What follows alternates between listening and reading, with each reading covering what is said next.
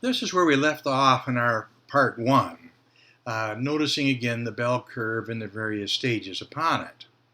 Um, Looking more closely at this, we see in the early stages, the vision is dominant, the vision drives the church plant.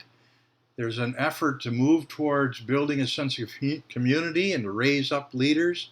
Maybe you have a group of 6, 8, 10, 12 people, maybe larger, that seeks to clarify and to move forward as a group. This infancy is still strong and is joined by developing relationships. Hopefully, uh, the the group has increased in size, kind of moving into a childhood stage where they pray for and they grow resources. They develop in their own abilities. They share the leadership. It's very informal, but effective. Uh, Put a basic structure in place. They make some guidelines as to how to make decisions. Again, it's more spontaneous. A committee of the whole, as it's referred to. The management focuses on what needs to be done, and changes are made easily and quickly. There's little resistance. The founding leaders, plural, and there's a strong base of leaders with enthusiasm. There's an openness to experimenting, and that is so important. And it's sad when we lose that sense of wonder and the willingness to experiment, to take a risk. From childhood, we move on to adolescence, and there, like in the human, other things develop. We have now perhaps some competing visions. We have to deal with some tensions, perhaps. Some folks might want to move into a certain focus, and others might want a different focus. And the organization isn't sufficiently strong to accommodate both at the same time. So we have to struggle with the priority. The challenge here is to listen to what the ministry leaders are saying, to be able to encourage and support.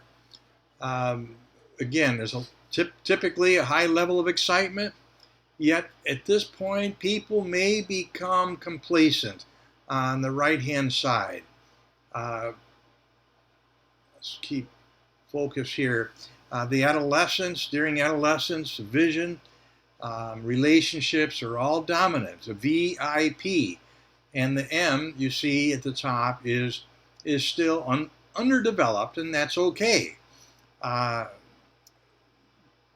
They're moving towards adulthood. There's a selection of leaders, people who who are really good at focusing on the big issues. They've worked to put some policies and procedure, and suitable controls have been put into place. It's not chaotic. There's good structures of communication and feedback. It's a very good place to be. Now, as you see at the top, the VIPM, the vision, inclusion, programs, and management are all really strong and fully functioning. Here's the church is at its prime. There's a strong shared understanding of mission, and there's a lot of energy in the church. It knows what it's doing and where it's going, and probably doing it pretty well. It makes plans and follows the plans. Members are enthusiastic and they're willing to get involved. The vision is becoming a reality. It's a good place. At the same time, while there's success is the norm, it's a danger spot. And because if we stay in adulthood and maturity, we can we don't want to lose the vision. So in this aging, the maturity, the V becomes a small case. The level of vision may suffer. We're doing well, and we kind of relax a bit and become complacent. That's the biggest danger here. The church becomes more nostalgic, and they reflect on the comfortable past. They can say, "I remember when," and they've made progress. They've come a long ways. Unfortunately, that complacency can get them into trouble. At this point, folks may start to say, well, "We've tried that before and it didn't work." That's a danger spot when folks start to say that. We've tried that, or we don't want to try that, etc. Losing a sense of vision, entrepreneurial spirit may wane. Why daughter another church? Why plant another church?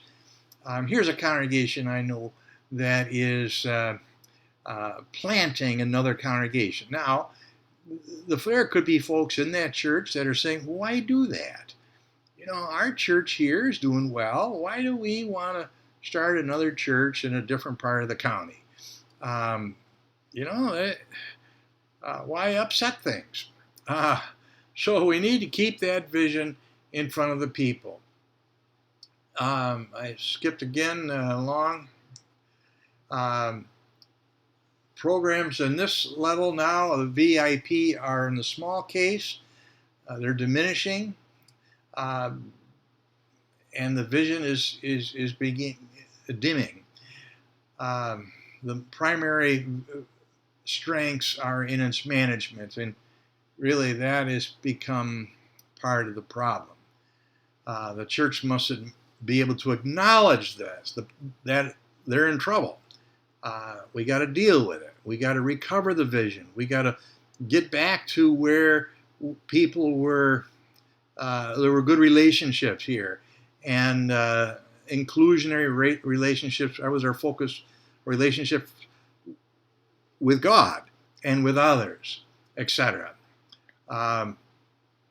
So congregations can become less relevant. They may have some folks that say, don't make waves. Everything is seen as suspicious, or changes are viewed with resistance, etc. It's just a difficult time when this starts to happen. The morale begins to fade, and sometimes even people become polarized. Well, that's enough for now. Next time we'll look at the retirement, etc., and how we can